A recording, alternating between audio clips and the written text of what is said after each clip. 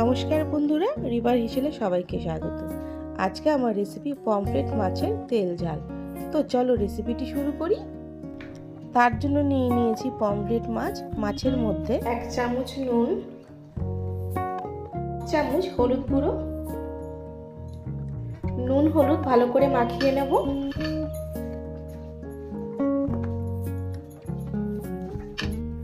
নুন হলুদ ভালো করে মাখিয়ে নিয়েছি। এবার মাছগুলোকে 15 মিনিট রেস্টে রেখে দেব। 15 মিনিট হয়ে গেছে। এবার মাছগুলোকে ভেজে নেব। প্যানের মধ্যে পরিমাণ মতো সর্ষের তেল দিয়ে দেব। তেল গরম হয়ে গেলে মাছগুলো ভেজে নেব। গরম হয়ে গেছে, এবার মাছগুলো ভেজে নেব।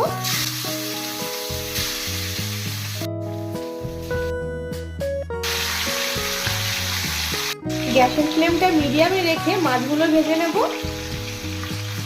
মাছের এক সাইড ভাজা হয়ে গেছে, এবার আরেক সাইড ভেজে নেব।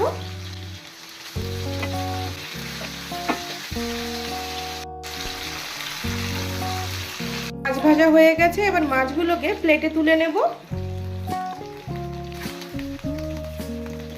সবকটা মাছ আমার ভাজা হয়ে গেছে। এবার মাছের জন্য একটা মশলা রেডি করে নেব। প্রথমেই দিয়ে দেবো 1 চামচ জিরের গুঁড়ো, চামচ ধনের গুঁড়ো, হাফ চামচ হলুদ গুঁড়ো, হাফ চামচ কাশ্মীরি লঙ্কার গুঁড়ো, 1 চামচ কাঁচা লঙ্কা বাটা, চামচ ঝাল লঙ্কার গুঁড়ো।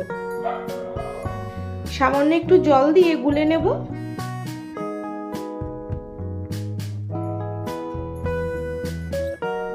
তার সাথে নিয়ে নিয়েছি একটা মাঝারি সাইজের টমেটো, এরকম ছোট করে কুচিয়ে নিয়েছি। মাছ ভাজা প্যানের মধ্যেই আমি আরো কিছুটা তেল দিয়ে দিলাম। তেল গরম হয়ে গেলে তেলের মধ্যে কালো জিরে ফোড়ন দেব, হাফ চামচ কালো জিরে, একটা তেজপাতা ফোড়ন দিলাম। এবার কালো জিরে আর তেজপাতা 30 সেকেন্ড ভেজে নেব। ফোড়ন ভাজা হয়ে গেছে, এবার মশলাটা দিয়ে দেব।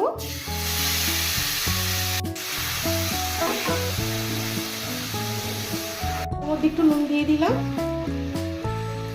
দিয়ে দিলাম সামান্য একটু চিনি। 2 থেকে 3 মিনিট ভালো করে কষিয়ে নেব।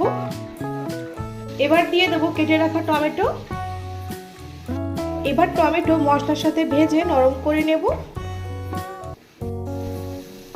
টমেটো ভালোভাবে নরম হয়ে গেছে আর টমেটোর কাঁচা গন্ধটাও চলে গেছে। মশলা থেকে তেল আলাদা হয়ে গেছে। এবার পরিমাণ মতো জল দিয়ে দেব।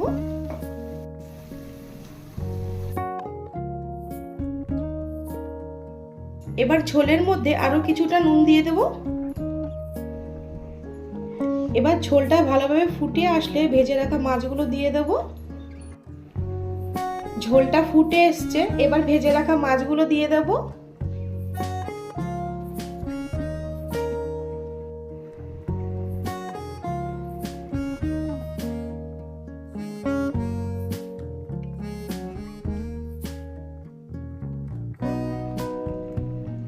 ঝোলের মধ্যে মাছগুলো দিয়ে দিয়েছি। এবার ঢেকে 10 মিনিট রান্না হতে দেব।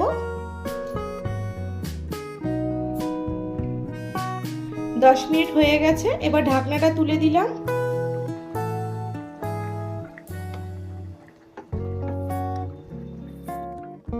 এবার ধনেপাতা ছড়িয়ে মিশিয়ে নিলে তৈরি আমাদের পমফ্রেট মাছের তেল ঝাল। রেসিপিটি কেমন লাগলো সেটা কমেন্ট করে জানিও। অবশ্যই পছন্দ হলে লাইক, শেয়ার, সাবস্ক্রাইব করবে। দেখা হচ্ছে পরের ভিডিওতে।